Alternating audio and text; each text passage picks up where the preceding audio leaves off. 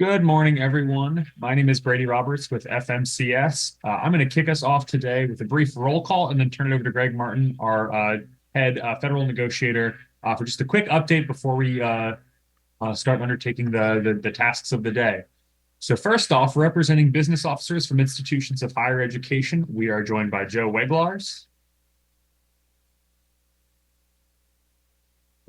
We might not be joined by Joe Weglars yet, but we are joined by his alternate, Dom Chase. President, yeah, sorry. Joe will be just about a few minutes late, but No I'll problem. Thank you. Representing civil rights organizations and consumer advocates, we are represented by Carolyn Fast. Good morning. Morning, Carolyn, and her alternate, Maheen Sanchez. Morning. Happy Thursday. Happy Thursday. Representing financial aid administrators, we are joined by Joellen Price. Good morning. Good morning. And her alternate, Zach Goodwin. Present and good morning. Morning, Zach. Representing historically Black colleges and universities, tribal colleges and universities, and minority serving institutions, we are joined by Dr. Charles Prince. present. Morning, DC. And his alternate, D'Angelo Sands. Good morning. Morning, D'Angelo. Representing institutional accrediting agencies recognized by the Secretary, we are joined by Jamie Studley. Good morning. Morning. And we are joined by her alternate, Michael McComas. Good morning. Morning, Michael. Representing legal assistance organizations, we are joined by Robin Smith. Good morning. Morning. And we are joined by her alternate as well, Sophie Lang. Morning. Morning, Sophie. Representing private nonprofit institutions of higher education, we are joined by Erica Linden. Good morning, all. Morning, Erica. And her alternate, Scott Dolan. Good morning. Morning. Representing programmatic accrediting agencies recognized by the Secretary to include state agencies recognized for the approval of nurse education, we are joined by our primary, Laura Racer King. Good morning. Morning, Laura. And her alternate, Amy Ackerson. Good morning. Morning, Amy.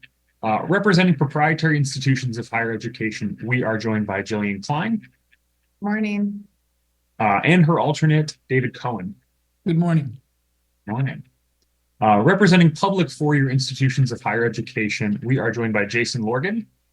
Good morning. Morning. And his alternate, Alyssa Dobson, who I believe has a voice and can say good morning as well, but is still on the mend. Good morning. Mostly have a voice back. Morning, Alyssa. Representing public two-year institutions of higher education, we are joined by Jo Alice Blondin. Hi there.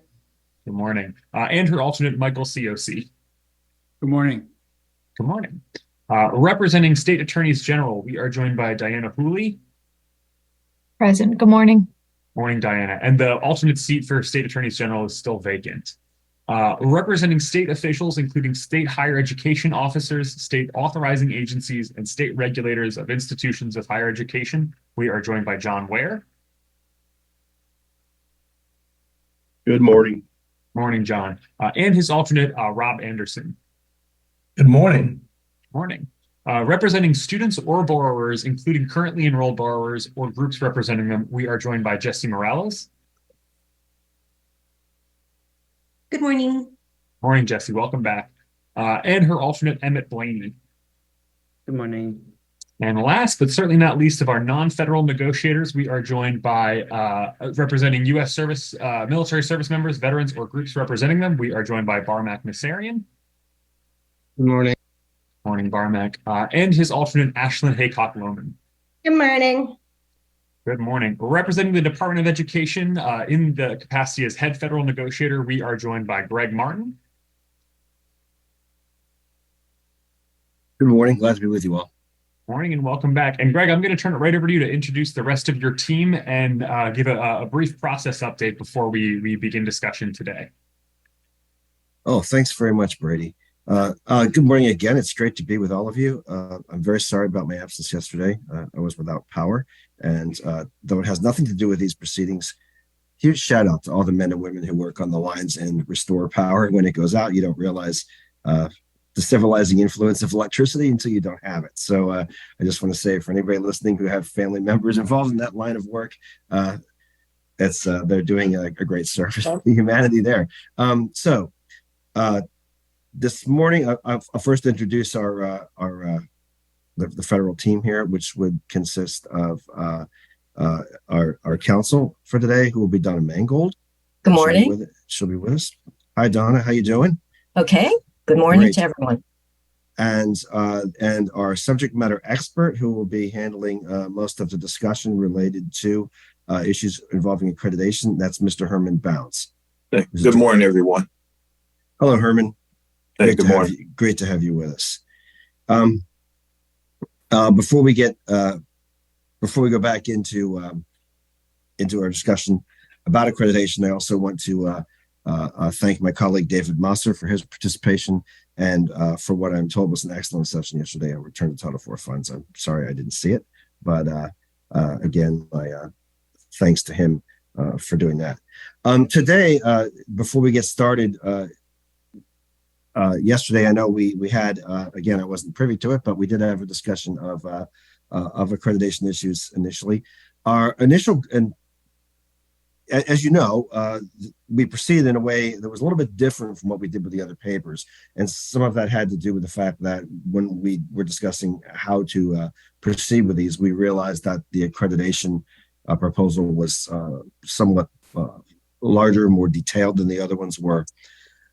And we thought it might be in the interest of everybody listening to go over the paper first and before going into the regulatory text. We understand that caused some level of confusion, and that we had done the other papers differently than we got to accreditation. So we have considered how to move forward with that. So I want to tell you what we'll be doing today. We are going to move forward with the accreditation paper in the same, looking at it in the same way that we did the other issues throughout the previous days of this negotiation. So before we get into the paper, Herman will just do a very brief overview of what's in it. And I know some of you, there are varying levels of familiarity with accreditation, not so much around the table, but maybe people listening. So what we want to do is, for the benefit of everybody, just lay it out there what the paper entails. That will be very brief. There'll be no questions or discussion during that. Herman's just going to run through it. And then following that, we are going to start at the beginning of the paper, the way we did with all of the other issues. And we will be going topic by topic, and as we look at each topic, we will have the regulatory text put up, and Herman will discuss the topic within the context of the red line regulatory text, and then open the floor for discussion, the way we did with the previous topic. So a little bit of a change from what we did yesterday. I do want to point out that I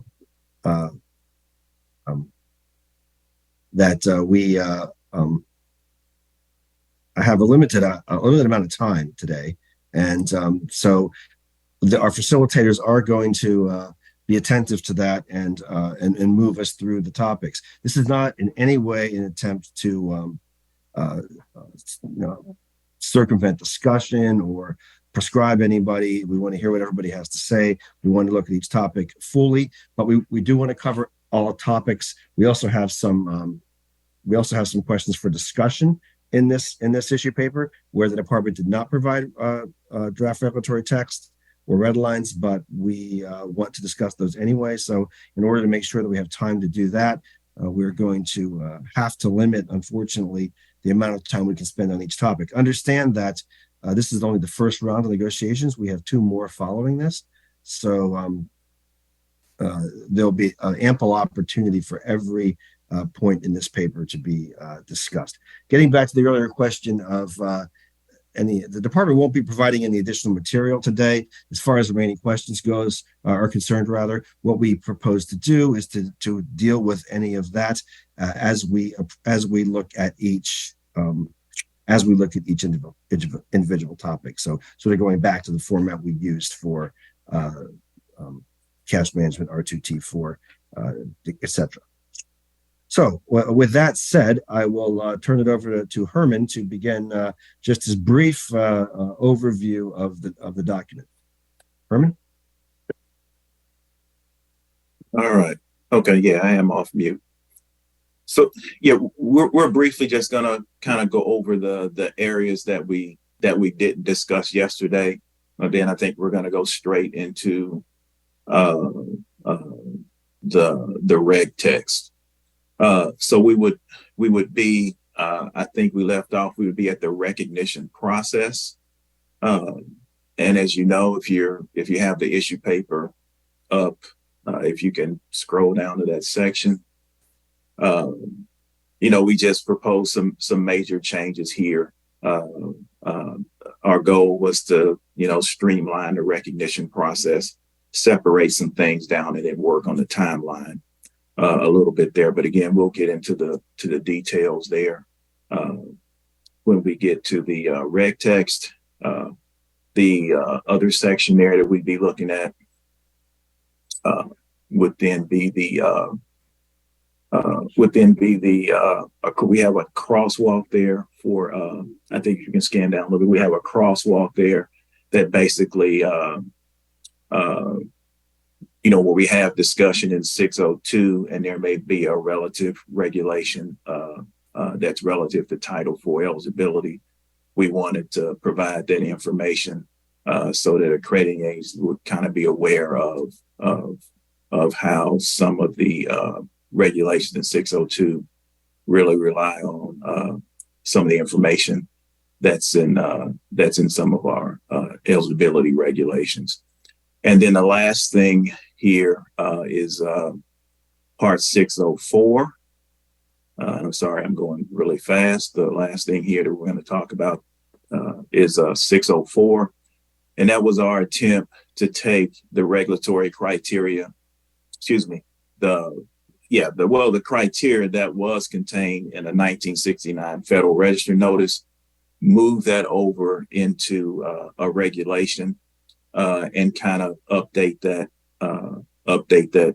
criteria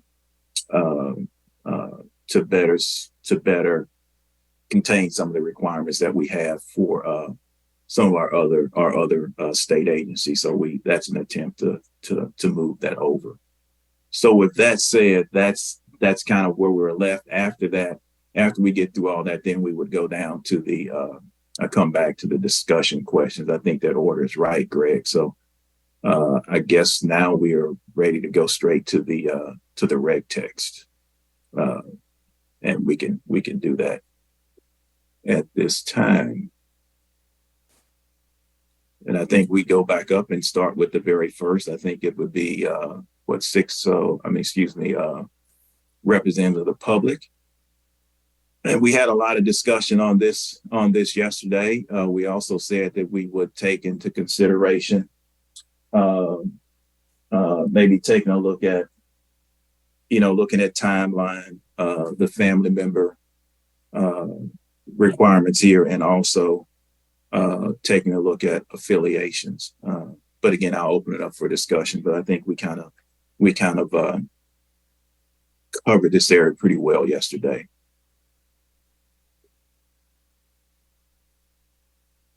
Yeah, anything new to add? Again, we did touch on a number of these topics yesterday, and we do ask that negotiators reserve their new speaking time today to offer new points rather than previously made points or just support. You can always put that in the chat. There is a transcript captured of these negotiations, so none of that is lost. But I'll turn to you first, Barmack. Go ahead. Yeah, I just wanted to encourage the department as it revises this language in light of the conversation we've had here today, to also look at 602.15. I don't understand why we're so focused on specifically articulating the do's and don'ts of conflicts of interest for the few public members when we don't pay much attention to the potential conflicts of interest by everybody else. There is current regulation, 668, 602.15. It is very platitudinous and broad and unspecific, and I would welcome a little more detail articulated there in the same spirit as the department is attempting to prevent bad outcomes for the public member nominees. Thanks. Thank you, Barmack. Looks like that note's being taken right now. Anything else new to offer on this section? Yeah, Joe. I just wonder, can you put the text up one more time? Was that, would you mind? I think that was Dave that was sharing. Would you mind putting it back up again, Dave? Oh, Joe, apologies. Thank you, Joe. Yeah, thank you. Thank you. Okay.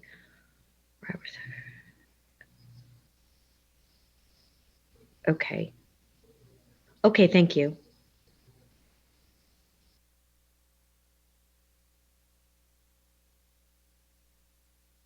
Hi. Not seeing anything new on this topic.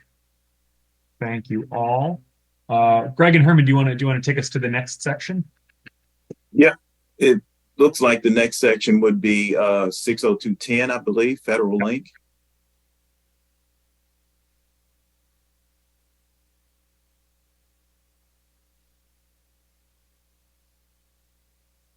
And I think likewise we had some discussion here yesterday on this particular topic, but we could open up that for discussion again. There are some significant changes here. We did take some notes and some things to take into consideration. Thank you. We have a few hands. While we're waiting for that, yep, great. Barmack, go ahead. Yeah, we strongly support this language, and if anything, encourage the department to consider fortifying it a bit. The department has limited resources. It is not able to candidly carry out most of its regulatory requirements, even now. And the notion of having folks step forward and consume departmental resources for bragging rights or looking more official, if there isn't a significant federal link, I don't see the point of devoting resources to entities that do not really have much of a federal footprint. Thank you. Thank you, Barmack. And I do want to say a special thank you to Carolyn for indicating support in the chat. Thank you, Carolyn. We'll go to Laura next. I would like to point out, again, the statutory language uses the word enable. So if the recognition by the department enables a program to take advantage of non-HEA funding, that's what's in the statute, and that's also what's in the current regulation. The requirement that the agency demonstrate that the program is currently taking advantage of that link is not what's in the statute. It's not what's in the regulatory language. If an agency were to lose recognition because a program were not currently taking advantage of that federal link, but the program then decides that it wants to take advantage of that federal link, the program would not be able to do so. So this is a significant change, and I think that it's one that needs to be really reconciled with the statutory language and the term enable. Thank you, Laura. DC, go ahead. Yeah, can the department provide some additional context on, is there an abuse happening in the sector where this is causing problems in higher education? Is there some risk of losing institutions if we don't have this rule?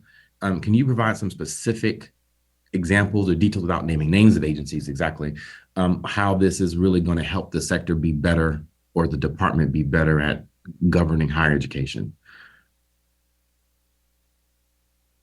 Well, DC, so let me explain this. So currently, again, when an agency comes in for recognition, we look at what the agency tells us their federal link is. Currently, we have had agencies that are coming up for renewal of recognition have cited a federal link. First thing, either we want to determine whether the link is valid. So does the link actually require accreditation by a programmatic agency, or can that program receive some sort of grant funding based on its institutional accreditation? So that's the first part. Then the second part, yeah, we do want to see if the program, again, is participating. So I know that may not answer your question. I wouldn't call it abuse. We have just been under current regulation. We have just been looking at agencies. We want to make sure that the link is valid, and then that there's a program that participates. All I will say on that is that a petition for recognition in some cases, believe it or not, can exceed 30,000 pages of documentation. So if we're reviewing that much documentation and we have an agency, now hear me out, and we have an agency that accredits 200 programs, and not one of those programs is currently participating in their stated federal link, we think that's an issue. Again, I understand what Laura has brought up, where the regulation talks about abling, but we also have, some language in the statute that says purpose of participation in HEA programs.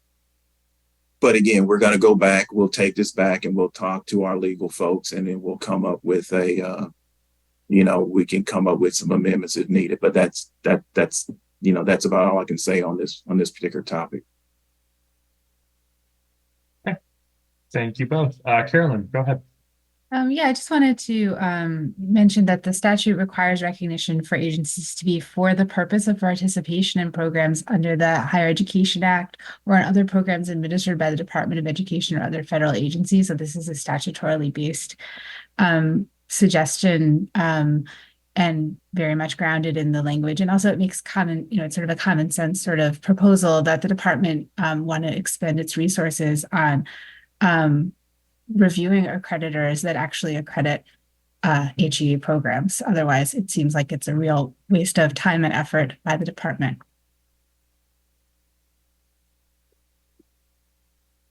Thank you, Carolyn. Greg and Herman, I don't see any new hands if we want to move to the next section. Okay, let me adjust my screen. Sorry, folks, I got 3 different screens open here, so it takes me a minute to get back to okay, I think we're 602.13. 602.13, thank you.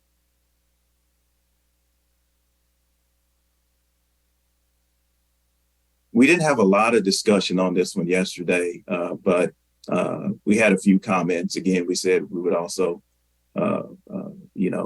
take a look at those, but open to comments on on 602.13. Again, I would say the thing that we did here when we brought this regulation back, we put in some benchmarks of what would be required to demonstrate wide acceptance, which was not there in the older version of the regulation.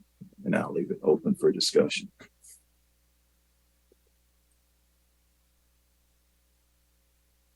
Didn't find an unmute button. Any thoughts, consideration?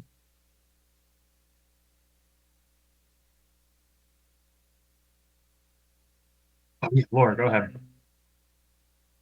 While I can understand this for agencies that are going through initial recognition, I have 2 points.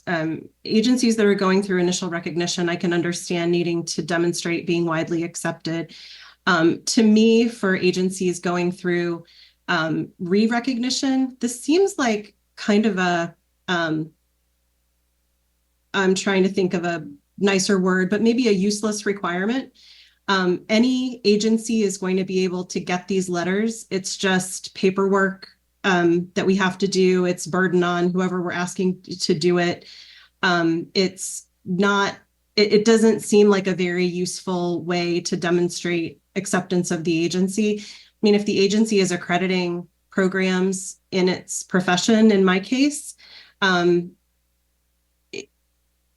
it is widely accepted. It's not, I don't think it needs to be demonstrated by 3 letters. So that's the first point. The second point is I don't understand the difference between institutions or programs and educators, because wouldn't those be the same constituency groups?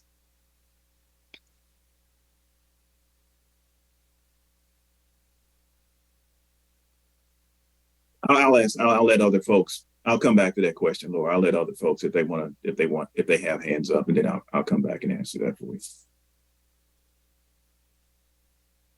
Anything else on 602.13? Yeah, Barmack. This is more of a broad philosophical observation. Critics of accreditation believe that a history of lax recognition practices have allowed unqualified entities to gain recognition. We know this happened, right? ACICS did not land on Mars. It was here operating with full recognition from the United States Department of Education. The fact that an entity is in does not entitle it to continued participation, regardless of whether it meets the requirements that are coterminous with its official recognition as a reliable authority. I understand it's paperwork, but you know what? Sometimes the inability to obtain paperwork reflects reality on the ground. So I would strongly urge the department not to make the assumption that everybody who's in is already taken care of and doing really well. That has been the ethos and the kind of historical practice that once you're in, it's really hard to kick you out unless we catch you red-handed, delinquent of duty with evidence piling up. But I think it makes perfect sense that it should be a rebuttable presumption that you need to meet all the criteria all the time. Thank you, Barmack. And DC, I saw your question in chat. I think that was my fault when introducing the issues in order. Is your question about going back through, or is it about 13? Yeah, it's about 13. Okay, go ahead. We'll also go revisit 12 as well. But the question I have is for the department. First is, did you want to respond to those people first? Because mine's a slightly different issue, and I don't want us to go off topic if you got thoughts and I'm moving on to something else. Yeah, I want to go back to Laura's question that she asked. So when you look at letters of support for the agency from at least 3 accredited institutions or programs, and then educators. When we talk about letters from the institution itself, we're talking about someone representing an entire institution, university president, or someone like that. When we talk about then from at least 3 educators, those are individuals. Those are just 3 people who may be employed at the institution. So that's the difference between those 2 entities: the overall institutional authority, and then the rest of those could be individuals. Employers could be a major organization, or it could be it may be a head of one of those major institutions. But that's the difference. So in programmatic terms, then, institution or program, so you're talking about somebody who would be representing the program itself. Right. So it could be the dean of the School of Nursing. Yeah. Okay. Okay, thank you. And DC, we'll go back to you now. No problem. Thank you. The question I have is, again, this is my inclusionary versus exclusionary text as I had earlier on the other ones. I noticed, and I've gotten emails from other people about this as well. I've noticed that you didn't have anything about state departments, state departments of education, unless that's being defined by one of these other categories. But I don't see that as a letter of support as widely accepted, because then the exclusion of states means that they're not necessarily, with exclusion of a particular group, I think goes against the definition or the intent of having a widely accepted agency by excluding certain groups. So what was the department's thoughts about some of the other entities that would need to provide letters if this was to go through, other letters for widely accepted support? Yeah, I don't know. I don't know if we thought about including states specifically in this. I mean, that's something we can go back and talk about. But in states, there are different authorities that oversee higher education versus K through 12 education. It can be a complex system there. But again, we can go back and look at that and see if we think that we would need to add some specifics about some sort of state authority there. Well, I think it's is the idea that institutions what about systems? So chancellors and presidents of the whole system, right? Where, for example, SAC COC works in the South. And there's a number of systems across that South. How does the system work? Do you consider them to be the institutional leader or not? And that wouldn't that be considered as a definition of the state? It could be. I mean, they could also qualify as under the category of educators also. Again, I mean, DC, there are a lot of different, there are a lot of different entities that we could consider. And all I can tell you here is we could take your comments if you want to put those comments in the chat from what you're getting from some of your constituencies. We'd be glad to take a look at those. Okay, not a problem. Thank you. Mm-hmm. Thank you. Jamie, your hand's up next, please. This is, we certainly respect that the department needs to be assured of the quality and rigor of the agencies. For continuing agencies, getting 3 letters would be a very simple matter. So this is not about that. It's about there is much better evidence right now in the fact that, as one of my colleagues reminded us, for a recognized accreditor, the fact that institutions which now have the ability to change to other accreditors remain with an accreditor is in part evidence that they believe that this is a process that provides in which they believe that the standards are accepted and is providing the thoughtful review that they are looking for. But ultimately, what I want to say is I'd love to, I won't take the time to explain the department's re-recognition process, but the elements of that are well suited to provide a forum for determining whether an agency should continue to be recognized. The opportunity for public comment in many different forms at early and at the stage of NSICI and secretarial review mean that both positive, but not just puff letters, negative concerns, distress about how an agency is operating are all included, reviewed, aired publicly. And that's the vehicle for making the determination about whether an agency provides the rigorous review and is operating in the public interest in the way that it's expected. So this is not a fight about 3 letters. Accreditors could easily do that. This is a question about the effectiveness of the department's overall review process, which is in other sections. And if there are ways to improve that and make sure that it is sufficiently thorough, publicly aired, but that is the place where weak accreditors have been identified and ultimately excluded from the system. And it is so I rise not to object to 3 letters. I could get them in 10 minutes, but they wouldn't add to the understanding of the effectiveness. Jamie, 30 seconds left. What the agency is doing. Thanks. Thank you, Jamie. Diana, you're up next.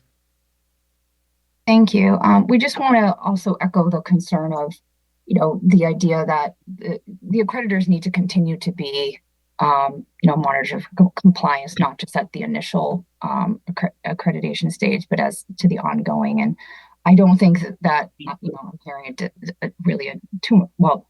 I just want to frame that in the importance of why that's important, right? In this much in the same way that the department is, I think, trying to ensure that the accreditors continue compliance of schools.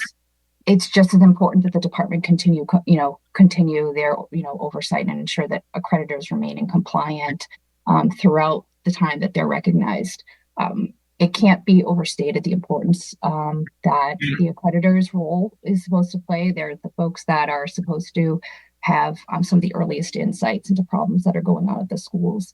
And in particular, where this is talking about the quality of the education and ensuring that continues to be robust. We heard in public comment from students this week about, the computer programs they're using are outdated, the equipment's outdated. Those are really valid concerns that are still ongoing.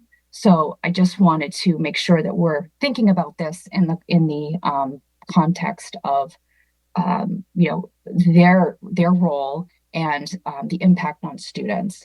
Because at the end of the day, yes, the accreditation process, it allows Title IV funding, but it also provides a sort of badge of quality to consumers that, when they're trying to decide where to spend their money, that these rigors that are being, that the accreditors are being held to rigorous standards. So thank you.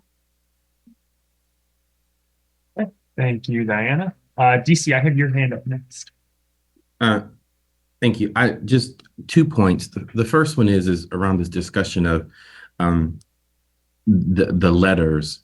Does the letters that get submitted by these entities, if something was to happen to in a scenario-based question, if you can answer that, if something was to happen to the agency, does something also happen on Department of Education's perspective to the people who wrote the letters? So if I give a support to a letter, and if I give a letter of support to an agency, and that agency does not do due diligence in what it's supposed to do, but I wrote the letter and said they were, and then you find out that they were a bad actor, does something happen to me as the letter writer? Yeah, we wouldn't have any purview into that at all. I refer that question to our legal counsel, but yeah, we wouldn't have any purview to do anything negatively to the writer of the letter. No. Okay. My second point is around this, the comments coming from our other negotiators, particularly the state attorneys group, in the consumer and civil rights group. In the fact of this, as I understand their points, in the fact of this, the letters are just written letters, but there is no real role for these individuals to actually take up an assessment of due diligence before the letter is written. And so why didn't the department then require the people to write the letter to do some actual due diligence in order to write the letter? So for example, is the department going to give me, as a letter writer, a rubric to evaluate the agency in some way so that a letter can be written? Because the onset of what is being addressed here, or what I'm hearing is that the letter is important, but then the person writing the letter has done no due diligence. They have not filled out any kind of conflict of interest. There's no requirement here for them to fill out a rubric that then says, hey, I did actually attend a governance meeting and I did speak with a public member, and they do meet the Department of Education's new requirement of what a public member is. Or, I did go and visit or sit on an accreditation visit, and I did recognize that school they talked about who didn't have the right technology was addressed, right? And so there isn't anything for the letter writer to really participate 30 seconds. Letter writer. So how does that work? I mean, you could make that observation from any third-party commenter that we, that may write in discussions with the accrediting. So all I would say on this whole topic is the person who's writing a letter is writing a letter based on their perspective. If they're a university president, they're writing the letter based on their experience with the accreditation process of their institution. So I definitely can't give you an answer on all those questions just asked. I would just say that the person writing a letter is writing a letter based on their experiences with the agency, of what they know about the agency. Everybody's not going to be an accreditation expert that writes these letters. I'm going to get out the queue and come back in. Thanks, DC. Barmack, I see your hand, and I want to note your comment as well. Once I think we conclude this discussion, we can go back because I think I missed something, but go right ahead. No, I'm assuming that putting things in the chat is sort of like saying them, so I'm not going to repeat what I said in the chat. But I do want to address what DC is going to think I'm a groupie, but I think his points are really worth thinking about. In many ways, those of us who have written recommendation letters, who have asked for recommendation letters, the only meaningful recommendation letter is a negative. Everybody can find somebody to say something nice about them. This is why First of all, I do think it's important for the department to put, maybe not a full investigatory burden on the parties writing the regs, but making sure that it's not somebody's unemployed cousin Vinny writing the reg. At least some measure of indication of what is your role. Are you the board chair of the entity that you're recommending as a reliable authority, for example?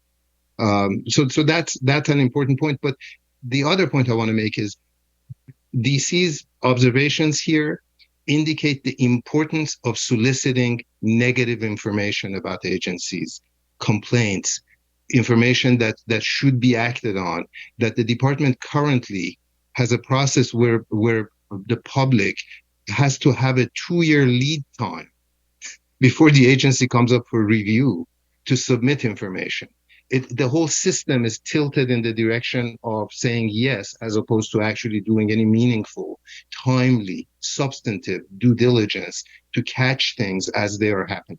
So I just want to echo what DC said, and DC, I have bad news for you. Not only do the people who write these letters face no consequence, guess what? The accreditors face no consequence when they're consistently wrong. There are entities represented at this table that are associated with accreditors who approved some of the schools that some of our witnesses complained about, and those schools are fully accredited to this day, and the accreditors are here. So there's or entities associated with those accreditors are here. This is not Jamie, I want to be clear, or Laura. So I think it is important to pay attention to who's writing the letter, and parallel with positive information being solicited, constantly be on the lookout for adverse information that may be very meaningful. Thank you. Thank you. Jamie, you're up next, please. I agree with Barmak that it's fair to take a look at the process for public comment on re-recognition reviews. Having served as chair of NASIKI, getting information that is fresh and also in time to be able to evaluate it is much more important than 3 people speaking as to reputation. That's about as bad as the reputation element of the U.S. News rankings. That is not helpful. I want people to keep sight of who is responsible for the effective performance of accrediting agencies. It's the commissions of each agency for the operations and rigorousness and quality and consistency of the work of the agency, plus the Department of Education in granting its recognition. The commission is the group that we've been talking about when you talked about public members, but very briefly, every agency has as esteemed, thoughtful people as we can find to ask exactly the questions that some of whom are represented here as negotiators, to carry out those responsibilities of saying, are we developing appropriate standards that will provide for student success and institutional effectiveness and sustainability? Have we applied those standards fairly and thoroughly? And are we looking at the outcomes for students in as contemporary and evolving way as we can, given the best available information we can to make those important decisions? Let me tie this back to the discussion of public commissioners. The reason we have public commissioners is to round out that conversation, to bring people who are not, in my case, deeply steeped in higher education, who can tell us if the emperor is improperly or inadequately clothed to do the job. And they are all sworn as fiduciaries for the operations of the agency, and they are committed as public representatives and education institutional representatives to do the very best job they can. We are held to requirements to train them. The department reviews the business that is conducted. They visit us and they watch us actually do an institutional review. They come to a commission meeting where we deal with hard cases and they say, are these people thorough, rigorous, legal? Have they excluded anybody who would have a conflict? Is that process perfect? It's as good as humans can make it, and it is better all the time.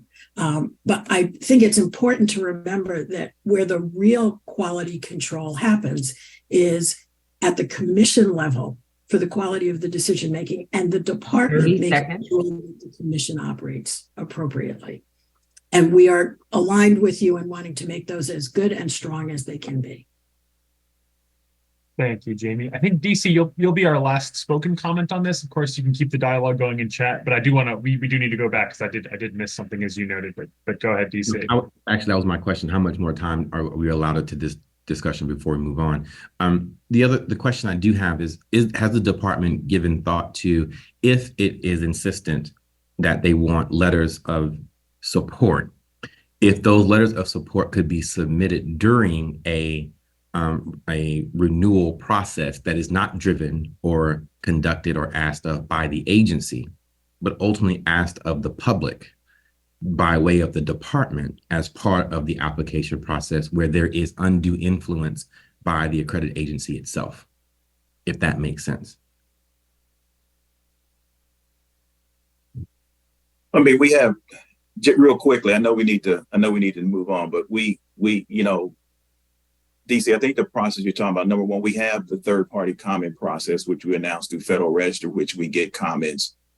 That's part of the renewal process. And then we also here, we're asking for these letters of support under wide acceptance. So I guess we're accomplishing what you're asking through that third party comment process, because that's coming in with no influence of the agency. Those are just folks out in the public writing in, telling us about their experiences with that particular agency. So that's what's happening there. And the only other thing I'll say before we need to move on is that this is also important, because many times we don't even, we recognize 62 recognized accrediting organizations.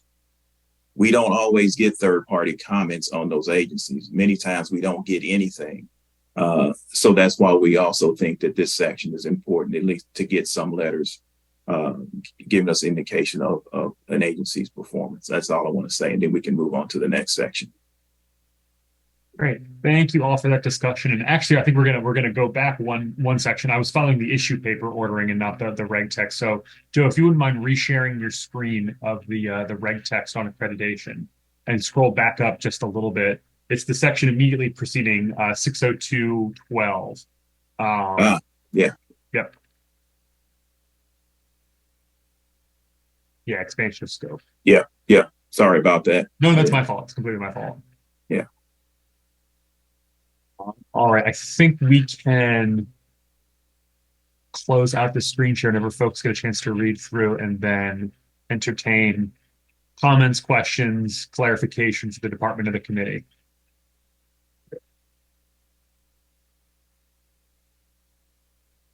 Great, thank you. Anything on this section 602.12? Yeah, DC. I think that this is also why I wanted to point out to because in 602.12 of this section, Roman numeral 2, it also asks for those 3 letters from an institution who would like or express interest in joining or part of this. And again, I think that must be different than what you're asking for below, but I think it's the same comments of what people have said before. And so I would just like to iterate that for me, the comments about 602.13, it would also be applied to this 602.12 of Roman numeral 2. I mean, whether or not that could also be reviewed in light of the discussion of 602.13. Yeah, DC, I'd just like to add, this is when we get further down in the regulatory requirement, you'll see in the recognition process, we move this language from where it was in the recognition process, because it was out of sync when we're talking about expansions of scope. We have a section here that talks about expansion of scope, and then we had that language also in the recognition process. So we kind of scooted it from there over to here. So this is really not new language. I'll say it's transported language. But would the transported language then have an impact of change based on our previous discussion, or no? Is that what you're saying? Because this is we're strictly here talking about an agency who wants to expand their scope, like expand what they do. So we want to make sure, is there a valid reason for that agency to come in to expand their scope? Do they have what's the support for that? for instance, if a career and Right. technical school now wants to offer bachelor's degrees, we want to see, okay, do you have support for that expansion? That's basically what we're asking here. That's Okay, what so- we want to find out. Gotcha. So I think that would be the same context. Then if you're going to ask for the agencies to have all these different, if we go in that direction, then if someone's going to expand scope, why would you not have the inclusion of employers, educators, practitioners as well? Because you're in essence doing the same process, whether you're expanding or trying to become one, it's still the same constituency that you want if we agree to move forward in that direction. Yeah, again, we can take that in consideration. Okay. Here we're more concentrating on if an institution who may want to take advantage of the expansion by adding a different degree program or something that they haven't done before. But that's why we concentrated on the entities we have here. But we could take back your recommendations. And that might be helpful just to note that in chat, DC, just the application of the same feedback. Barmack, go ahead.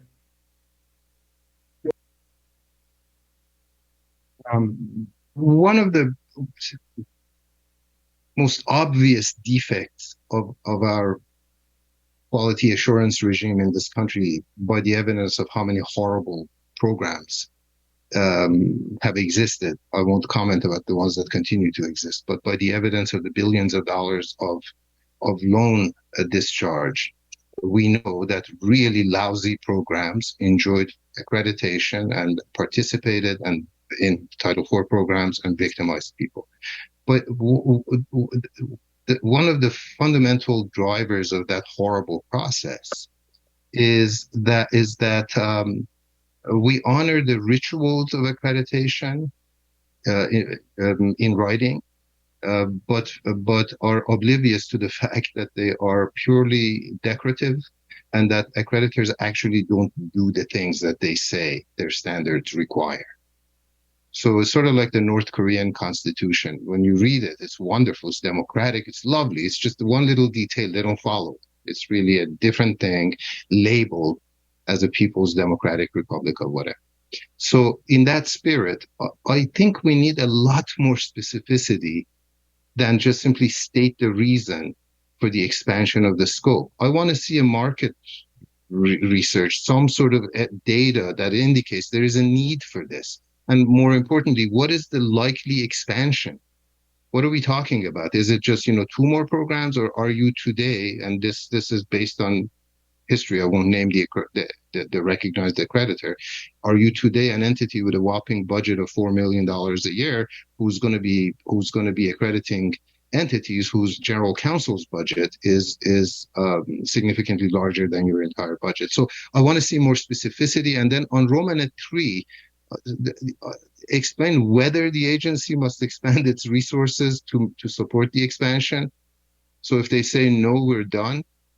It's really critical that we ensure that as people step forward, there is a realistic understanding of what the additional resources are and what their anticipated scope of accreditation will be in terms of the volume of dollars at risk, not just Title IV dollars, but tuition dollars, VA dollars, DoD dollars. I would encourage the department to contemplate a little more specificity on this, and we will submit some language on it. Thank you. Thank you, Barmack. Herman, I'm not seeing any new hands on 12. Do you want to move next to 602, 18, and 20? It's a larger section, so we won't need to walk through it. Yeah, we can do that. Great.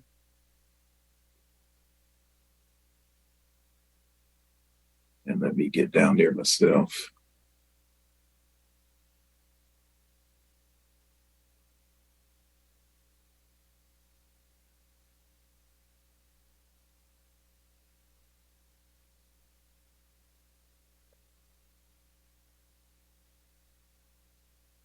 Yeah, I don't know if you want to scroll down to where the actual,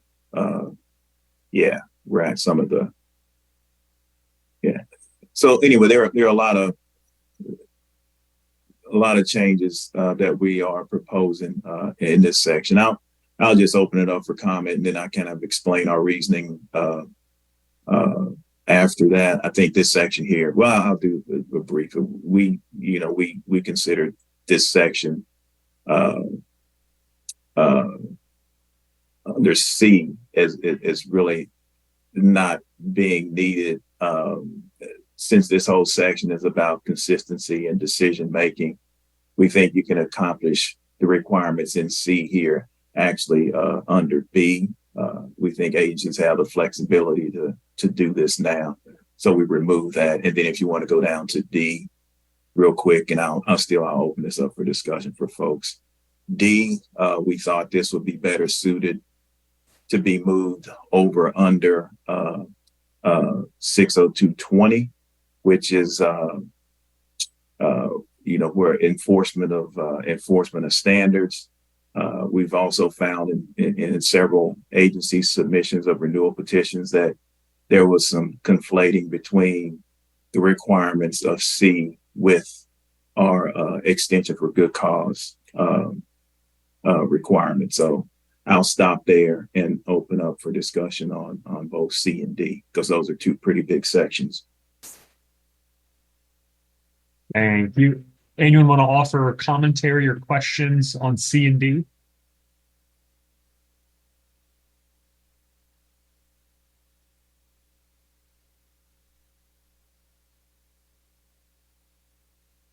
Herman, not seeing any immediate hands. Do you want to take the time and walk through the entirety of the section, and then we can just kind of open it up? Sure. On that subject. Oh, we do have Jillian's hand. Sorry. I spoke too soon. Go ahead, Jillian. Yeah, sorry. Hopefully an easy question. Herman, I think you just said that you guys are striking C because you feel like it's handled in B. And I remember from 2019 that we spent a significant amount of time on the phrase to include innovative program delivery approaches when we wrote C. And so and having just reviewed it, I'm just curious if you can specifically point to how sort of an allowance for innovation is handled in the current B. If you can just clarify that for me. Yeah, because if you look at one where it says has written specifications of the requirements for accreditation and pre-accreditation that include clear standards for an institution or program to be accredited, we think there's room there. I mean, agencies have the power to develop, their own standards. Basically, they have to have the ones in 602, 16A1, Romanet 1 through 10. They have to have those, but if they wanted to start a new program, there's nothing here that would prevent them from doing that. If they wanted to start a new program in environmental science or something different where they wanted to do that, they could, a program or an institution could start that program, and the agency could evaluate whether they needed a new set of standards to evaluate that new program. We just thought that it could be covered under B. That's why we struck it from C, and this kind of gives the agency the ability to kind of create those standards as they see needed. So again, that's just our thought. If others have different thoughts, again, this is something that we could take back and talk about too. Thanks. Mm-hmm. Thank you. All right, Herman, if it's okay, do you want to walk through the remainder of those sections, and then we can open it up? Yeah, we can do that. Yep. Great. Yep.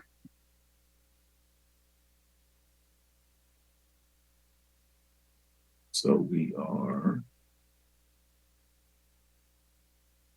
we're dropping down through 20, enforcement of standards.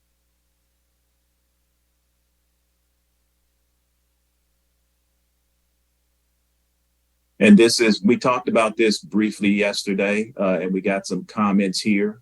This is where we wanted to convert back for non-compliance issues other than student achievement. We wanted to go back to the slightly more restrictive timelines of the 12 months, depending on the longest length of the program, 18 months, depending on the length of the program, and the 2 years, right? And then B, we have the carve out for student achievement. Again, I know we talked about this yesterday. Folks had several comments. We said we would look at some of those, but again, I'll open that up for if anybody has some other comments they want to make. We're happy to entertain those.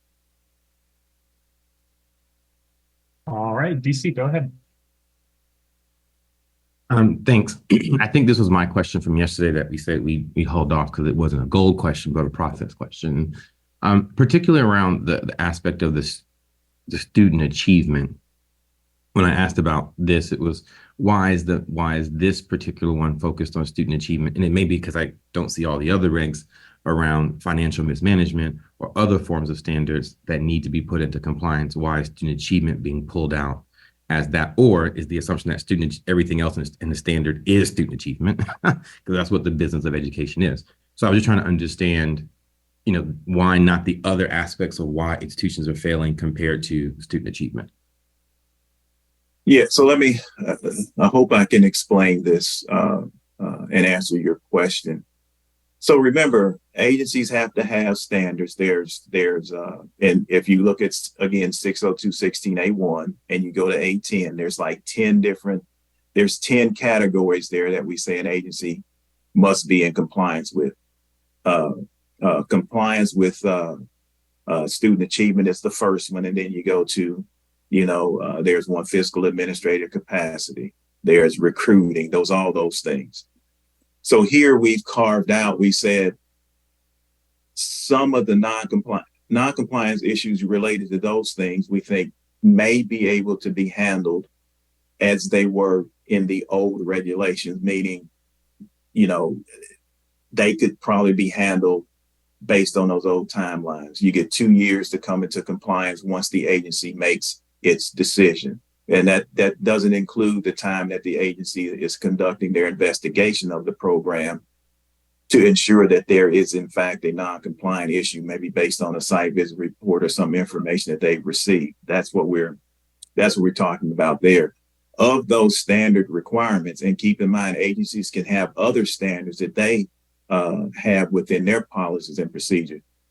Of those, we're saying, though, however, we understand for issues related to student achievement, it may take longer for a program to come back into compliance with student achievement issues. And I think I gave I talked yesterday about, number one, an agency would have to then determine, or the institution itself would have to determine, so what is the root cause of this problem? Then they would have to then put in a corrective action. And then they would have to see if that corrective action was effective. And so we think that takes a little additional time. So that's the reason for the carve out for student achievement. But anyway, I hope that answered your question. Sure. So just to clarify for the layman terms, is that all the other standards have the normal standard way of addressing non-compliance in their timely fashion. And you are specifically carving out for student achievement in particular, a little additional extra time. Right. So that's what we're doing. Yeah, that's exactly gotcha. What we're doing. Just making sure I understand moving forward. Yeah.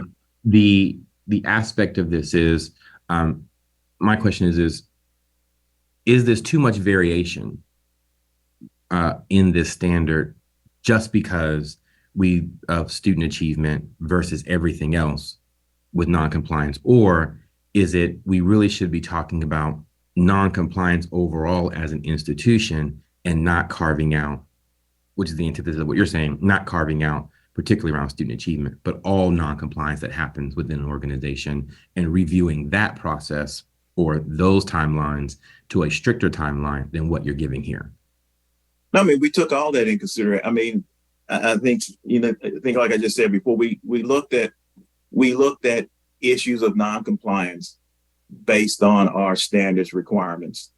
And of course, again, the agency can have their own additional standards. And we're just saying that, based on our past reviews and those things, for things other than student achievement, we think that the old timelines were adequate, meaning that if the longest program at the institution is 2 years, then you get 2 years to demonstrate compliance. If you don't come into compliance within those 2 years, then the agencies have an opportunity to award an extension for good cause for that institution or program. We don't regulate how long that period of extension for good cause could be. So if an agency has a benchmark of an 80% graduation rate, when they were reviewed, they were at 60. within that, within that time frame, they have now, they're not 80, but they're 79. They have ability then to say they've made significant progress and they want to offer that institution an extension root cause to reach that goal. Again, this is our discussion at the department based on, our experience in reviewing other agencies. And this is, that's why we carved a little bit separate out for student achievement. We think some of those other things can be handled within those old timelines. So that's about, yeah.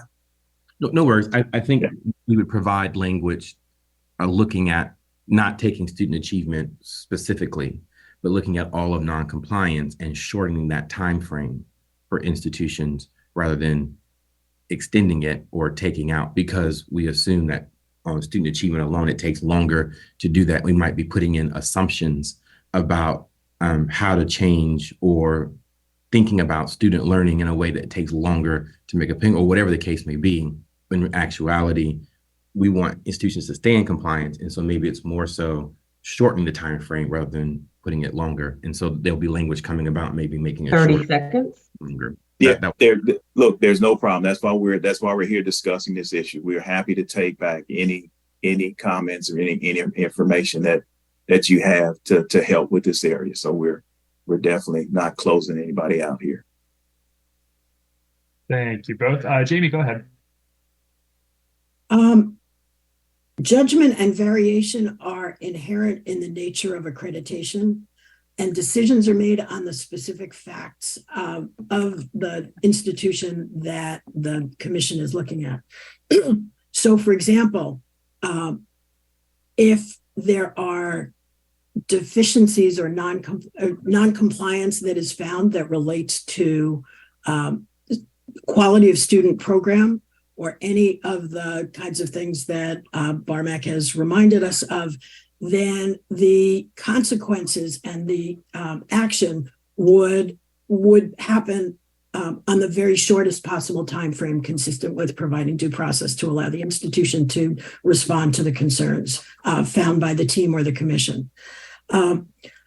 There are, on the other hand, institutions that are out of compliance with requirements that do not threaten those issues, and where it appears in the best judgment of a well-trained, responsible commission that allowing them time to come into compliance to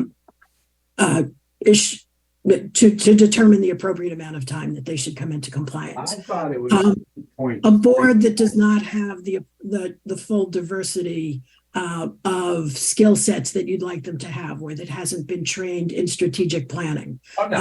We might be somebody's not on mute, I think, we might allow more room for those matters of non-compliance to be corrected, or to develop improved systems of carrying out their commitment to shared governance. Yes, we have institutions that are not as financially healthy as our standards expect, but that are working on appropriate measures to assure that the Mother Church's backing is fully recorded in a reliable and formal way, or that they are on a trajectory that seems positive to allow them time. We make those judgments all the time. Many agencies did not take advantage of the extended period that was allowed under the old regs. We think we can work within this, although people point out that the change of regs carries a burden and has to be managed. So we ask people to do it thoughtfully, but we don't object to rethinking what the appropriate authority is for agencies to have. 30 seconds. I'd be interested in evidence of extended periods, because the agencies I've spoken to have not felt that their periods were unduly extended. So we'd like if there's guidance or thought. And finally, I just want to drop in one very specific item. The word immediate is undefined, unclear, and we initiate adverse action as soon as we identify a non-compliance. So we think that adds the possibility of confusion without being helpful. Thank you, Jamie. Jillian, I see your hand up next. Yeah, I think I had a similar question to Jamie's comment, which maybe this is for Donna, but I'm just curious if there's somewhere else that I'm not immediately seeing it, where sort of due process for the institution is handled in here. I mean, I think part of what was deleted in A sort of speaks to that. And certainly I'm in favor of taking swift action and consumer protections, but also just curious what's happening to like a notice process for institutions and opportunity to respond. So I don't know if that's somewhere else in here, I'm not seeing it, or if the department has thoughts in general on that. You want to handle that? All right, I was on mute. I was just like due process is in 60225.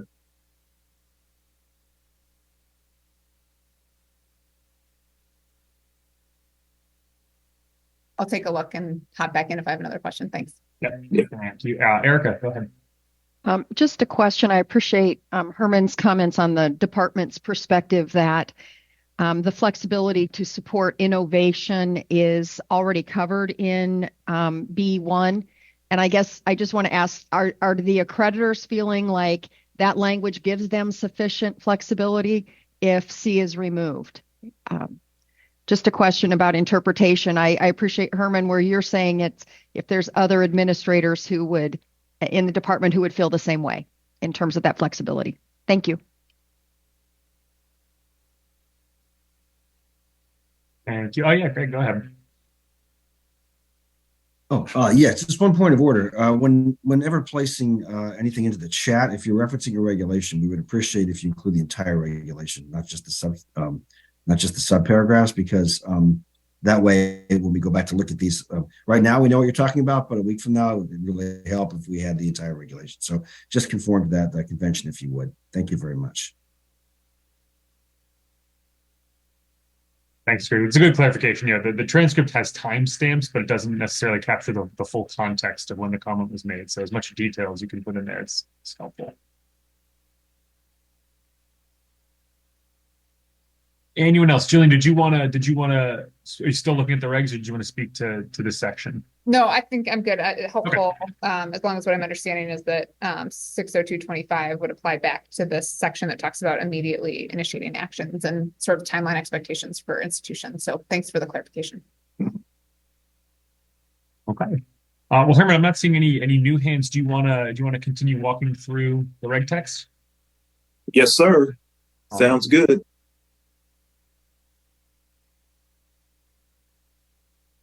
I think we're down to H in this section, or did I skip something?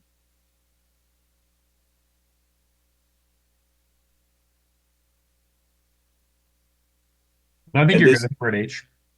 Yeah, we're good at H. Okay. So this is the language, the section that we pulled from get my numbers right, 602.18, I think it was. Sorry, folks. Yeah. And we moved it under enforcement of standards. Yeah, so we moved it from 602.18D and we moved it here. So I'm interested in hearing your comments here, and any discussion on the timeline for national disasters. And open if we need to add anything else here. So I'll open up for your discussion. All right, thank you. Any thoughts, suggestions for addition, reflections? Yeah, Carolyn. We're concerned that in certain situations, accrediting agencies have let problems go on for years, and even in some egregious cases, for as much as a decade after problems have been identified at a school. And for that reason, we're concerned that the department is proposing to retain a 3-year or longer for a good cause extension timeframe for institutions who can remain out of compliance with accrediting standards. And while we support the department restoring pre-2020 timeframes for enforcement, we're concerned that the time frame for student achievement provisions could continue to allow accreditors to drag their feet in addressing these very significant concerns. So would like to get a better sense from the department of how the 3-year timeframe would apply to separate enforcement timeframes. And does the department propose to allow 3 years followed by up to 2 years for a non-student achievement matter, or 4 years? Or does the department propose for the 3-year period to fall within those timeframes? This is a concern, because if it's the former, it seems like that would be 7 years worth of students who continue to enroll in a school that is already known to be out of compliance with accreditor standards. And this would be really a problem for students. We're also concerned that the overall time frame is much, much too long, and we would propose to shorten the time frame to a 1 year in each to a 1 year time frame.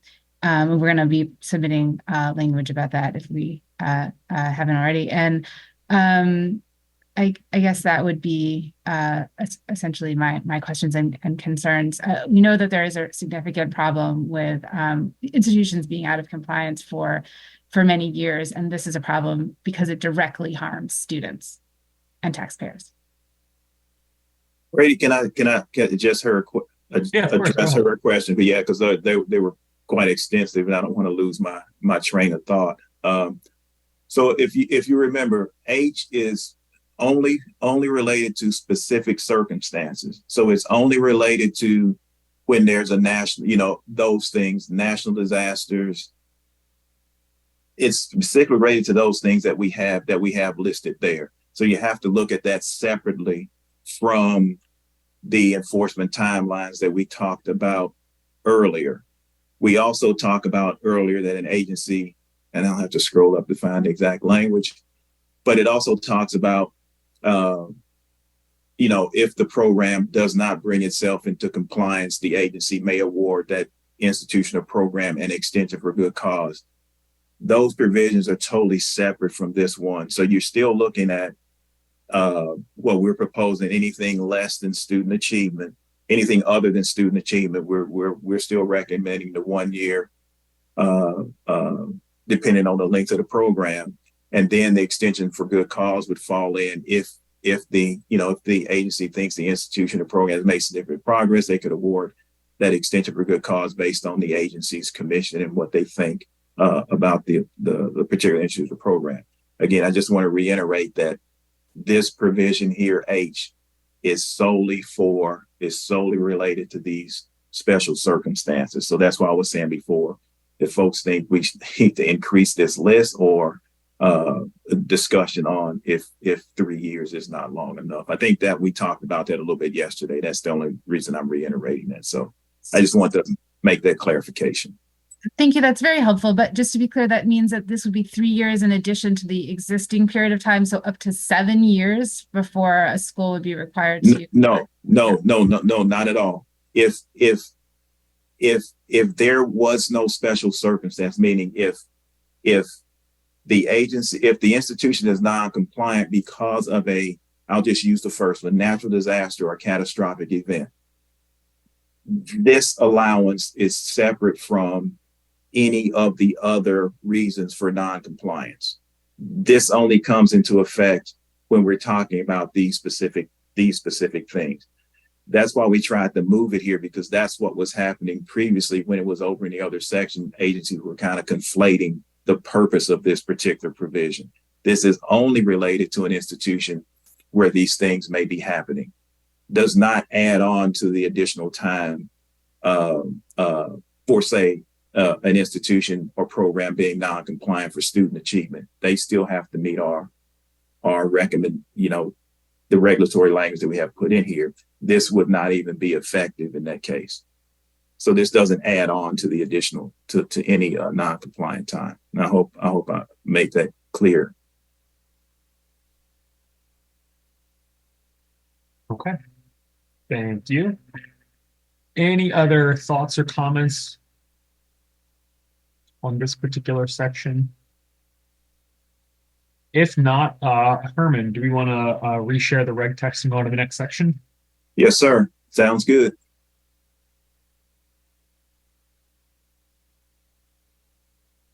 And I know I don't have to remind her, but my colleague, Donna Mango, Donna, just jump in anytime you want to.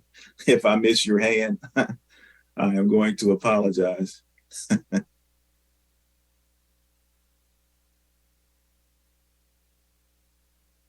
think we're down to, Yep, we're looking at 602.22 substantive changes and other reporting requirements. yes. And I'm sure we're going to have discussion here. We talked about this this whole section a little bit yesterday. I don't think I need to provide an overview. I guess we'll go with each strike here or addition individuals. Look like we're gonna, yeah. So let's start. We put a B, I think is where we have the first major change, and some of these involve some of our eligibility regulations. And I will ask if there are any questions specifically about that. This is definitely in Donna's realm or wheelhouse. So if you have anything specific about these regulations, I will definitely ask Donna to explain those. Okay, we can start there. Oh, Donna, did you want to say something? I'm sorry, I need to cut you off. No. Okay. Any feedback on B? Yeah, Joe, go ahead. Yes, just a quick question for Herman and Donna on under E, the addition of where it struck out graduate programs by an institution. Now it says any non-degree or degree granting program at a level not previously offered by the institution. So non-degree, if we were to offer some kind of certification program. Yeah. Go ahead, Herman. Sorry. I'm sorry. Yeah. I mean, if say you're a career and technical institution and you offered, welding, automotive, and and then you wanted to add a carpentry program, if that wasn't there when you were first accredited, then yeah, we would say that would be a substantive change that you would need to get approved. And now remember, for sub change, I just want to make it clear, everybody, we don't tell an agency what that review process needs to be. We don't say you have to go down and do a site visit or anything like that. We just says the agency has to approve it. Just as a follow-up then to that. So I guess my question, right, maybe I wasn't clear. So okay. when we're talking about non-credit programs, which are of course a big wave, a trend, not just a trend, but an important part of workforce education. We're talking about that as part of the substantive change process?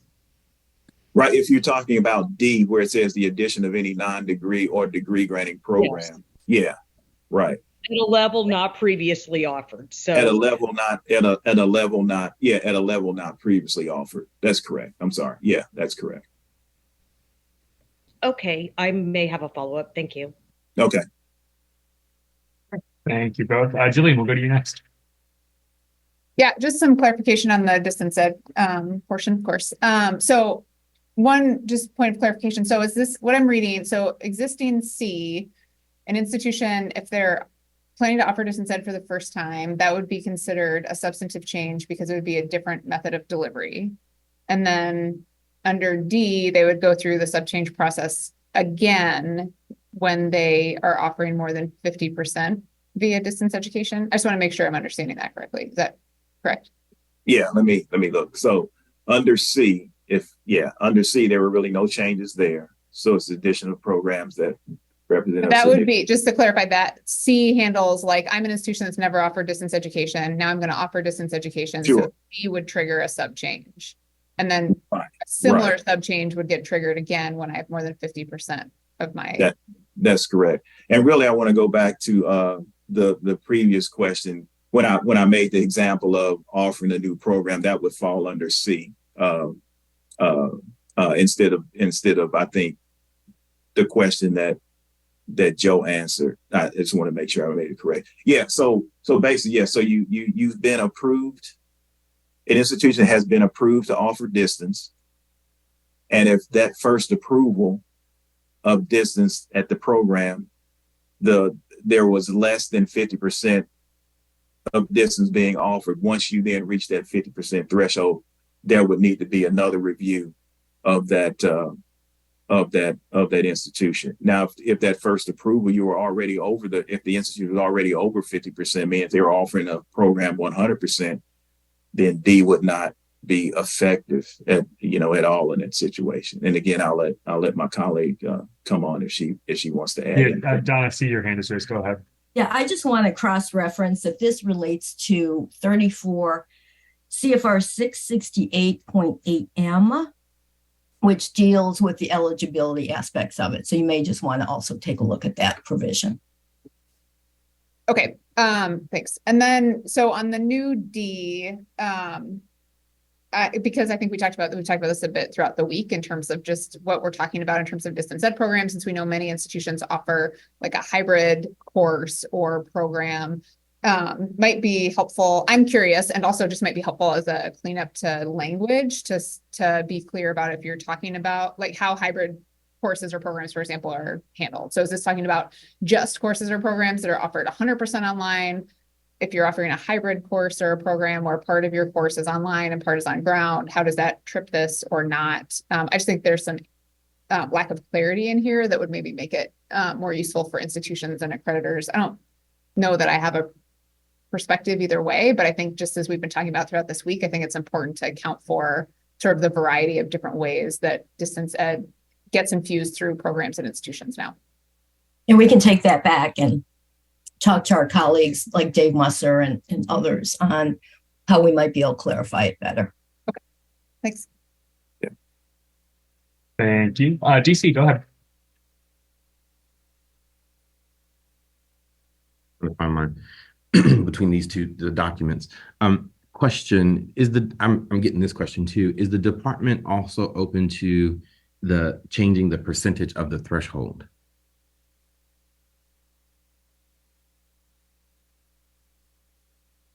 I think we would be willing to entertain. I think Donna made a good point.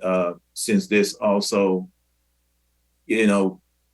really involves eligibility, I think we would all have to go back and take a look at that. But sure, I don't think we would be unwilling to look at anything. But as Donna said, I think our legal folks, Dave over in FSA, Greg, we'd all have to come back and take a look at it. But yeah, I don't see why we wouldn't entertain some additional thoughts.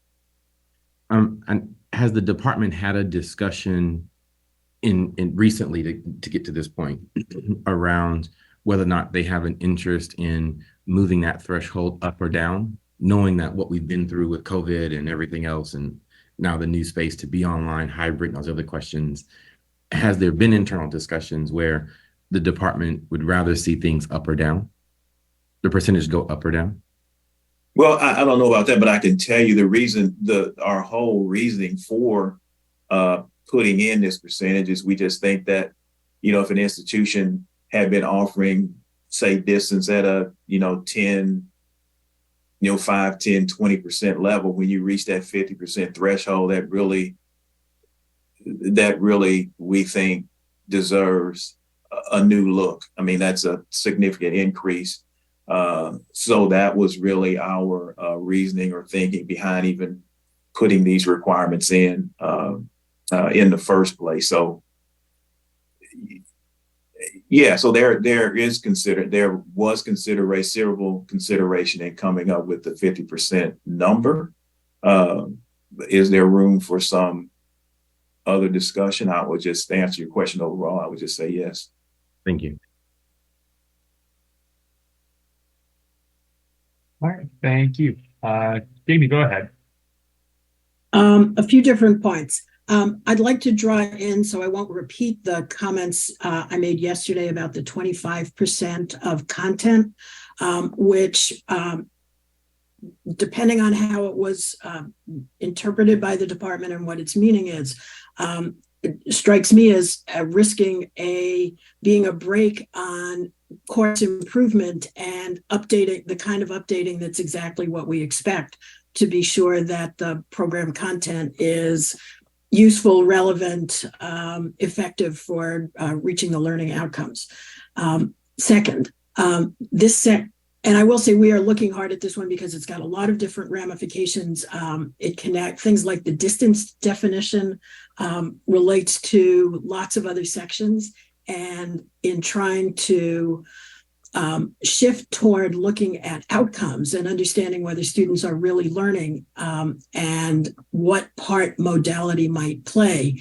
There are many places where the department is making changes, and we want to think about how to do this so that it's not an unreasonable constraint or a technical activity when the focus really should be on our students learning from the programs, however delivered and in whatever combination. A very important point relates to visits. Going back to requiring visits to every additional location. Setting reasonable schedules is something that we are happy to do, but it sounds as though this does not allow, if a reasonable schedule is not during the remaining cycle of this institution's accreditation would not be allowed. And that's contra to the department's other good ideas about risk-based allocation of resources. Just like you don't want to waste your time doing things that don't matter or don't add. There are situations in which visiting one of many locations, when we have the information that's specifically described, are there any concerns from students about things not being delivered there? Is there faculty that is providing the program? There are lots of things that are mentioned in these regs, like, are you capable of doing strategic planning, that do not require a site visit? We've all learned a lot about what we can do effectively as we are today without travel. And we request that we rethink whether it's really necessary to do visits every single time.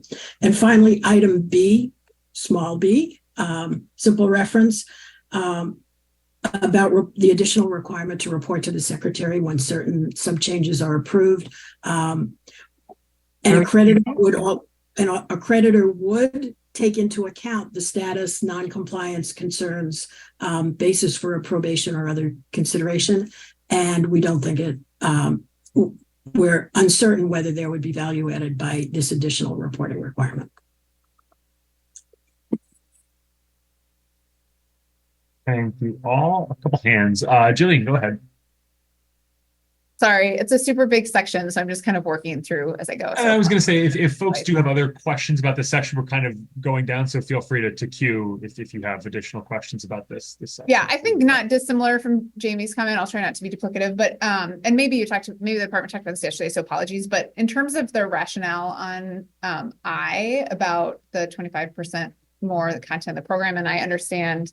I care deeply about making sure that there are protections for students who are entering into programs where, part or all is delivered via a written arrangement, which I know is handled later, but just trying to understand just more clarity on what the department's getting to. I think, I'll share, we have had an experience with an accreditor where we've been reporting this type of information already. I don't know if this is lifted from a different section, but where I'm not sure. I think there's just been confusion about the value of this reporting to institution or to accreditors in a way that's meaningful to accreditors, helpful for institutions, that doesn't take up sort of everybody's time on something that maybe is sometimes has proven to be lower risk. So anyway, I just want to better understand what the department's trying to get at here, and then try and think about if there's a more efficient way we can get at whatever the spirit is behind what you're trying to accomplish, so that we can be efficient with people's times too.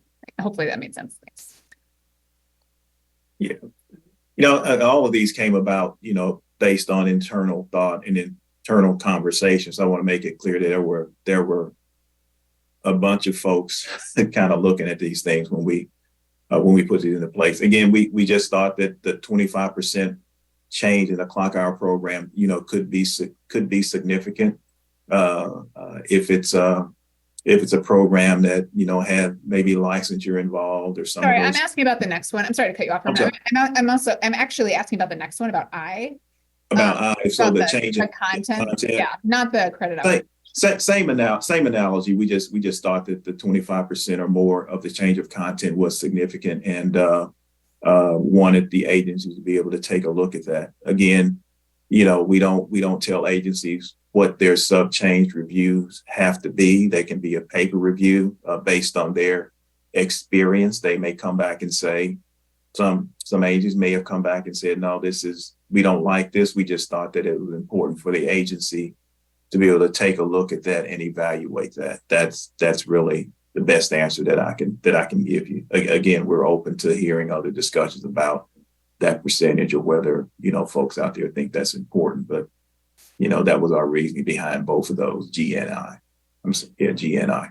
Okay, thanks. I may come back with, I don't know, some ideas or whatever related to this, just in the spirit of making this a more useful process, I think, for everybody involved, and making sure that things like, making changes to your program because a specialized accreditor required something or something like that is not going to sort of hold up a process as an institution is moving forward with their program. So thanks. Appreciate it. Mm-hmm. All right. Thank you both. Barmack, go ahead.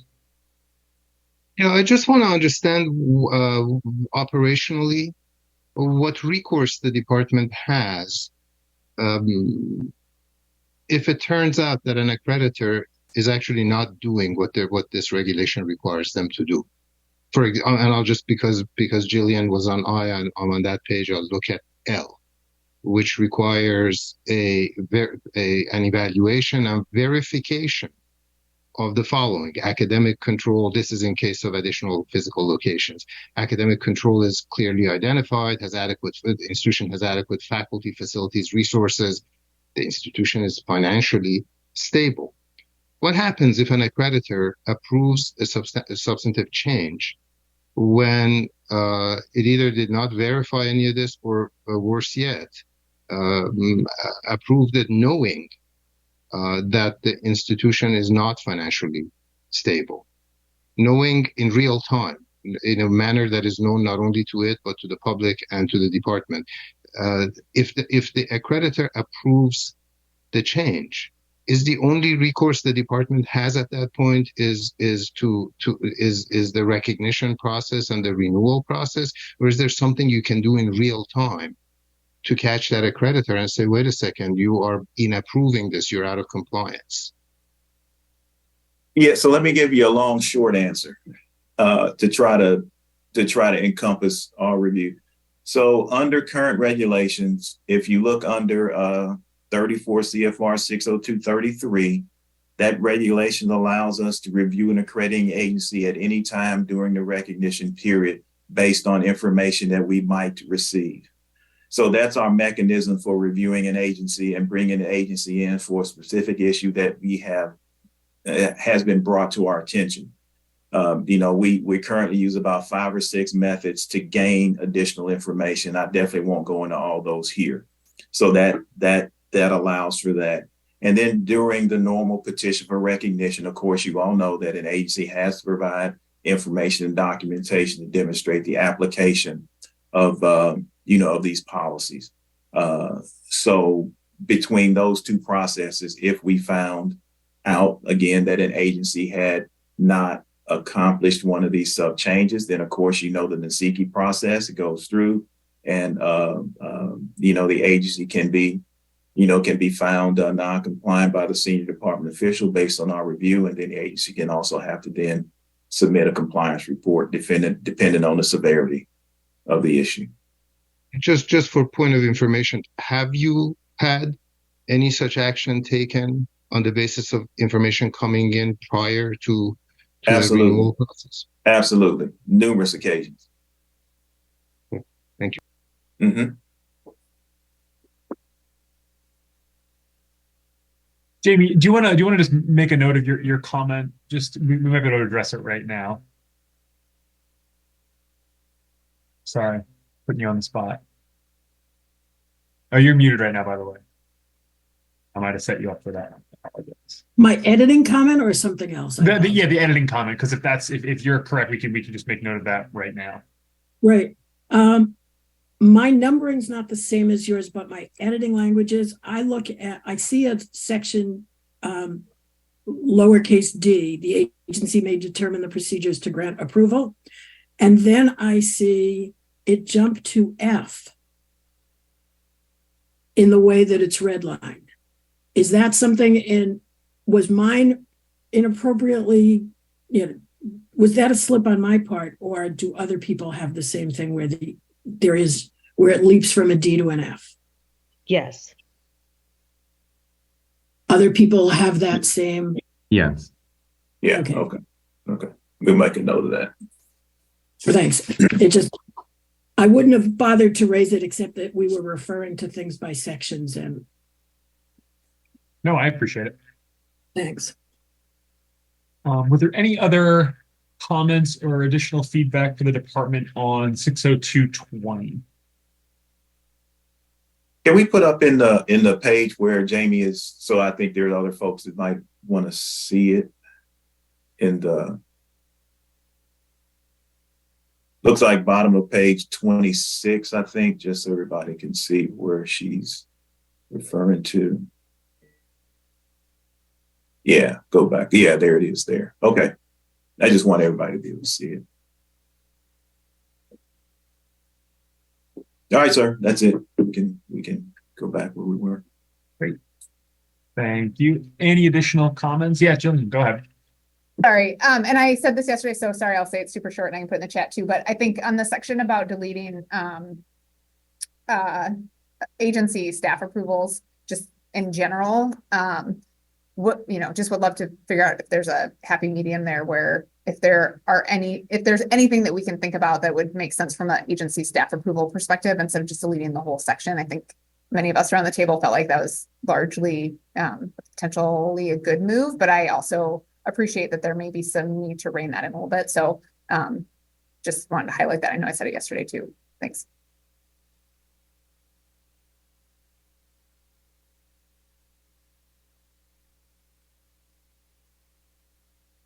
Okay. Thank you, Jillian. Herman, I think we can turn it back over to you and your team if you're ready to keep going. I am.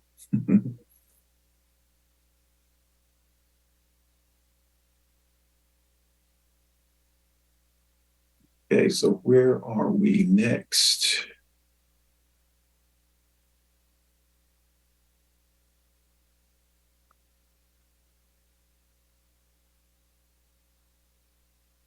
Are we down to 23? I believe so. That's what I have on my screen as well. And that's what's it's being shared. Yeah.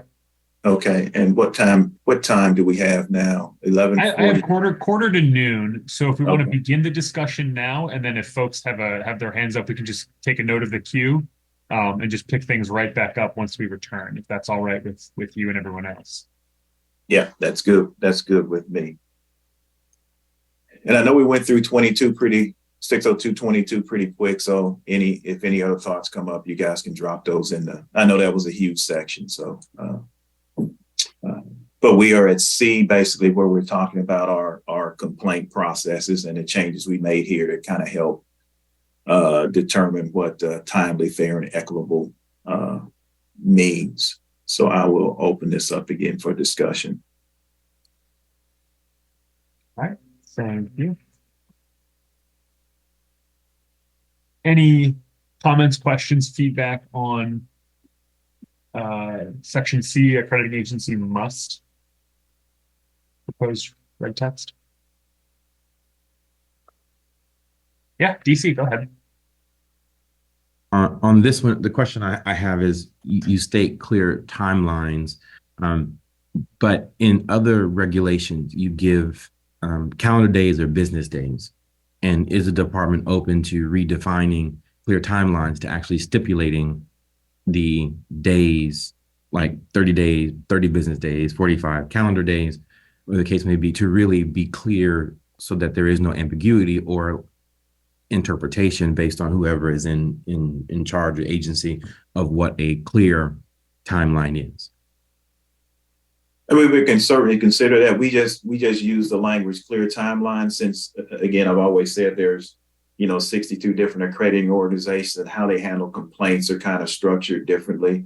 Some agencies, it's the commission that makes the decision. Some folks have some additional subcommittees of the commission. They may have another group or entity in the organization that takes care of these complaints. So we didn't want to prescribe a time here. We just said that whatever that time is, we wanted the agency to make sure that those timelines were clearly published. And since complaint processes can take so many different routes from start to end. But if folks have other ideas, we're willing to kind of look at those. My follow-up to that is I'm reading the red text, but I'm also reading the black text to just remind me. There was a question around reporting of complaints and dashboarding of complaints. Is that already a requirement of agencies to do as they get these, or is, because I don't see that clearly stated in the new regulatory text, or am I overlooking something? Yeah, there are no reporting requirements now are covered either under 34 CFR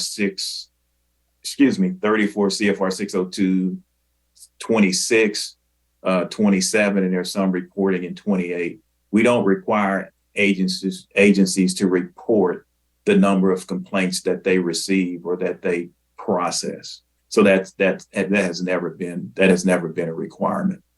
Is the agency open? Well, that's a yes, but has the agency had discussions with accrediting bodies about the capacity and ability to do such a thing if the agency, Department of Education agency, would require such a reporting mechanism to be in place? We have that would be that could be a massive amount of information. Agencies may receive complaints that are not valid or dismissed. We haven't considered asking the agency to report complaints. Does the department believe that in true transparency and for public confidence to increase around the need of the role of what agencies play in our system, that having a reporting structure in place like this would actually improve public confidence and or provide greater information to a number of different stakeholders around knowing how many complaints have been and how they've handled those complaints, whether they've dismissed it on immediate email or they've actually done an investigation, dismissed it, or the case may be? That would be something we have to take back and consider, but we haven't considered agencies reporting complaints. Thank you. We do,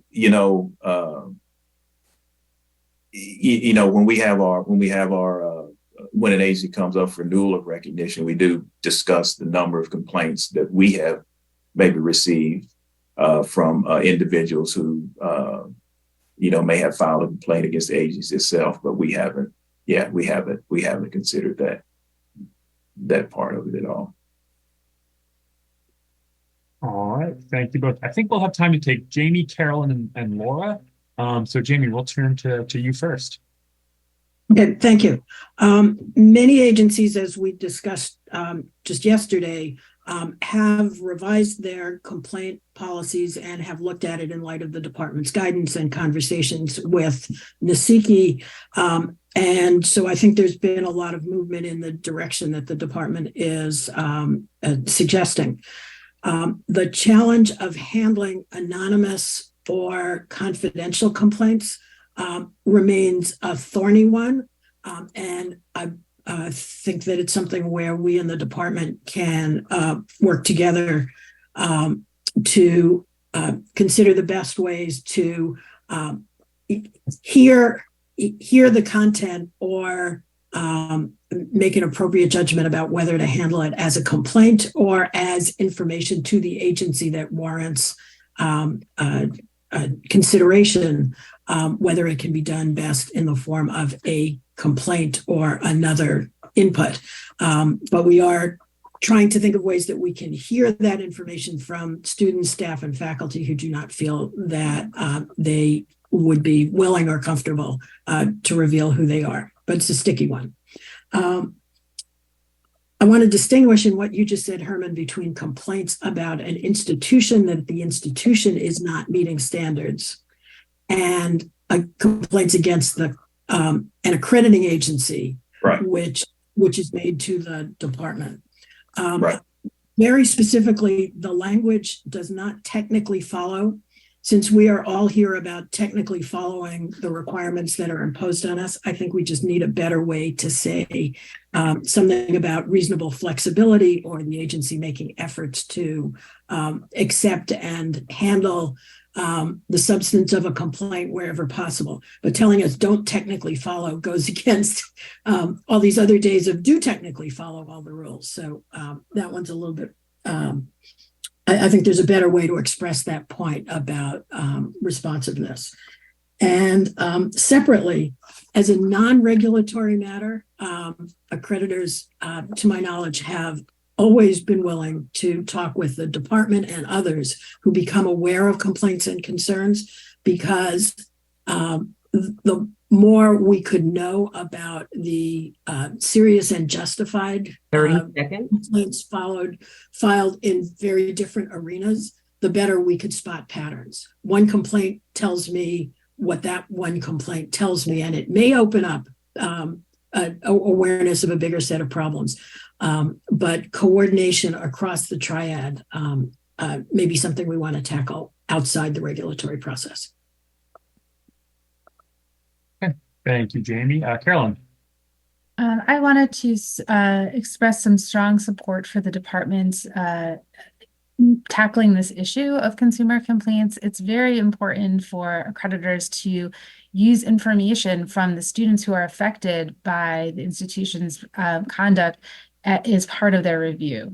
And unfortunately, as the department has noted in its own analysis, there are examples of accreditors that are actually putting up barriers to impede the ability of students to make complaints to accreditors. So, for example, not accepting complaints if the complaint wasn't provided through snail mail, or not accepting it if it had more than one copy wasn't submitted, or if it didn't refer to the specific written standard that a layperson would have difficulty figuring out how that was even relevant to them. Or, for example, saying that they wouldn't accept a complaint after 1 year, even since the incident, even if the student had been trying for that whole time to get the problem resolved with their school.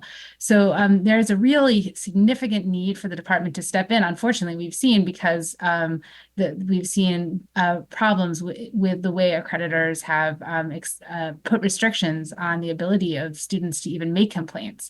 So we really welcome and think we could strengthen further these concrete measures to ensure that students can actually make their voices heard to the accreditors. And we think that it is important, and we hope to even strengthen these further, and have proposed some suggestions in that regard in language submitted. Karen. Laura, go ahead. I think you'll probably be our last comment before lunch, but John and Jamie, I noted your position in the queue, and we'll pick right back up with the two of you after lunch. But Laura, go ahead. Okay, thank you. I clarified this yesterday with Herman, and I think that what I heard him say is that about the issue of anonymous complaints versus keeping them confidential. And from what I understood, Herman, you said it wasn't anonymous complaints that you were trying to include in the regulations. It was really keeping the confidentiality of the complainant. So, and I understand that. There's some language in here, and it's hard without line numbers, but in C1, it talks about may not refuse to accept a complaint on the basis that it does not identify the complainant, which indicates that anonymous complaints would have to be accepted. And I will say that anonymous complaints, as Jamie alluded to, anonymous complaints can be used by the agencies for additional information. So we all have policies that say, you can complain, certainly submit a complaint through the process, or we also take information that we receive from other sources. And that includes, in our case, media or a phone call that comes in, or some, and that's kind of the anonymous complaint mechanism. I think that in my experience, most complaints that come in anonymously don't have enough information in them to be able to do anything with. You need to be able to reach back out to the complainant to clarify information in order to process it that way. So I just want to be careful that we're not including language that would mandate processing anonymous complaints through the complaint process that's really not not meant for that, because we're not able to get enough information to actually process the complaint as a complaint. It's really used more as additional information for us to put together with other information that we have, or to ask questions of the program. So I just wanted to call that confusing language out. Yeah. Okay, thank you both.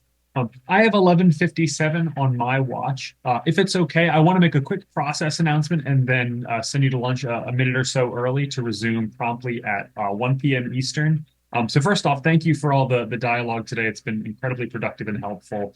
A quick note of something that we heard yesterday. So these meetings are being translated by ASL interpreters to ensure accessibility. And there was just a request made that as much as possible, for negotiators and members of the public who address us in the public comment period, to slow down and enunciate as much as possible. Now, I'm aware that we do hold you to a strict 3-minute comment, so there is a bit of a tension with those two requests. But we would be remiss if we didn't mention, in the pursuit of making these meetings as accessible as possible, just to keep that in mind as we do make comments and continue the discussion.